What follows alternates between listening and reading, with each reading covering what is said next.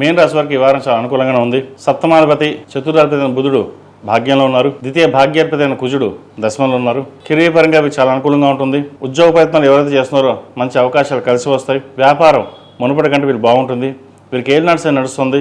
జన్మరాశిలో స్థితి అంత అనుకూలంగా లేదు, కానీ ద్వితీయ స్థానం బాగుంది, సప్తమాధిపతి బాగుంది, వీళ్ళకి పంచమాధిపతి బాగుంది. కాబట్టి సంతానపరంగా వ్యాపారపరంగా మంచి అవకాశాలు కలిసి వస్తాయి. రాబడి బాగుంటుంది. కష్టం తగిన ప్రతిఫలం ఉంటుంది. మీరు ఎంత కష్టపడతారో అంత ఫలితం ఉంటుంది. సోదరి మధ్య సఖ్యత అంతగా ఉండదు.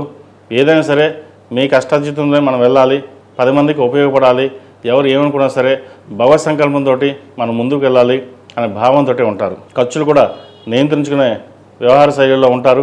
సాఫ్ట్వేర్ రంగం కావచ్చు, రియల్ ఎస్టేట్ రంగం కావచ్చు, ఆధ్యాత్మిక రంగంలో కావచ్చు, పూజ స్టోర్ సంబంధించిన వ్యవహారాలు కావచ్చు, చిరుస్థాయి వ్యాపారస్తులకు, కూరగాయల వ్యాపారస్తులకు, పూల వ్యాపారస్తులకు, కాస్మెటిక్స్, బ్యూటీషియన్స్, టెక్నీషియన్, ముఖ్యంగా సినీ కళారంగాల వారికి కాలం అనుకూలంగా ఉంది. కోర్టు వ్యవహారాలు సానుకూలపడతాయి.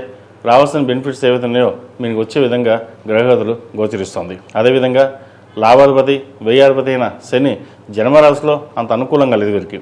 అష్టక వర్గులోను, సర్వాష్టక వర్గులోను.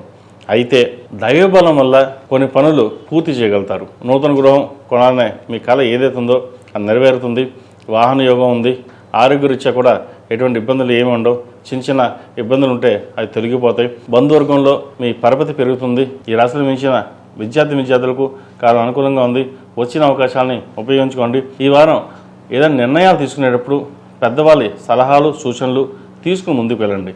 సొంత నిర్ణయాలు పనికిరావు. ముఖ్యంగా విదేశీ సంబంధించిన వ్యవహారాలు కాస్త నత్తడకు పడతాయి. విదేశాలు వెళ్ళాలనుకున్నప్పుడు ఏదో విధంగా అడ్డంకి పడడం, కొరి పడడం ఉంటుంది. విదేశాల్లో ఉన్న వాళ్ళకి మటుకి చాలా అనుకూలంగా ఉంది. ఈ రాశిలో జన్మించిన స్త్రీలకు వృత్తి ఉద్యోగాల పరంగా సానుకూల పరిస్థితులు గోచరిస్తుంది. రావాల్సిన బెనిఫిట్స్ చక్కగా వచ్చే అవకాశం ఉంది. వ్యాపార రీత్యా కూడా సానుకూలంగా ఉంది. ఉద్యోగంలో ప్రమోషన్ కావచ్చు, ట్రాన్స్ఫర్ కావచ్చు ఉండే అవకాశం గోచరిస్తుంది. మొత్తం మీద గడిచిన కొన్ని వారాల కంటే ఈ వారం కొంతవరకు ఈ మీన రాశి వారికి బాగుందని చెప్పవచ్చు. ఈ మీన రాశి వారు ప్రతిరోజు ప్రతినిత్యం దక్షిణామూర్తి స్తోత్రాన్ని, అదేవిధంగా శని స్తోత్రాన్ని పండించడం చెప్పదగినది. కుదిరితే అఘోర పాశుపత హోమం చేయించండి. అదేవిధంగా వివాహం కాని వారికి వివాహ ప్రయత్నాలు ప్రారంభించవచ్చు. అయితే ప్రస్తుతం మూడం కాబట్టి మూడాల సంబంధం చూడొద్దని చెప్పి కొంతమంది అంటారు, కొంతమంది చూడొచ్చు. వచ్చిన సంబంధాన్ని వదులుకోకుండా అన్నీ చూసుకున్న తర్వాత మూడాలు అయ్యాక ముహూర్తాలు పెట్టుకోవడం చెప్పదగిన సూచన.